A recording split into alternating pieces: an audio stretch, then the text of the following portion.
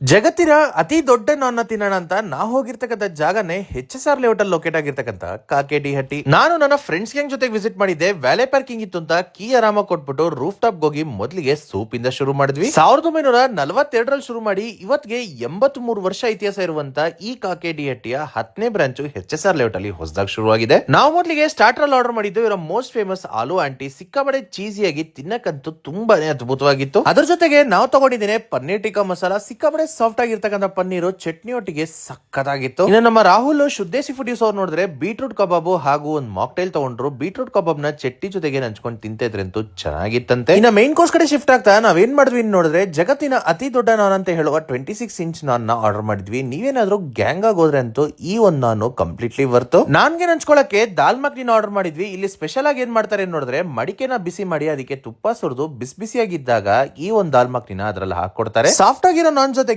ಬಿಸಿ ಬಿಸಿಯಾಗಿ ಫ್ಲೇವರ್ಫುಲ್ ಆಗಿರ್ತಕ್ಕಂಥ ದಾಲ್ ಮಖನಿ ಸಖತ್ ಕಾಂಬಿನೇಷನ್ ಆಗಿತ್ತು. ಅದ್ರ ಜೊತೆಗೆ ರೈಸ್ ವೆರೈಟಿ ಏನಾದ್ರು ಆರ್ಡರ್ ಮಾಡೋಣ ಅಂತ ನಾವು ತಗೊಂಡಿದ್ದೀನಿ ಸ್ಪಿನಾಚ್ ರೈಸ್. ನೀವೇನಾದ್ರೂ ಬರ್ತ್ಡೇ ಆನಿವರ್ಸರಿ ಹಾಗೂ ಕಾರ್ಪೊರೇಟ್ ಇವೆಂಟ್ ನ ಪ್ಲಾನ್ ಮಾಡ್ತಾ ಇದ್ರೆ ಇಲ್ಲಿ ಹೋಸ್ಟ್ ಮಾಡಕ್ಕಂತೂ ಪರ್ಫೆಕ್ಟ್ ಜಾಗ. ಫೈನಲಿ ಡೆಸರ್ಟ್ ಇಂದ ಮುಗಿಸಿದ್ವಿ. ಖಂಡಿತವಲ್ಲೊಮ್ಮೆ ಟ್ರೈ ಮಾಡಿ ನೋಡಿ.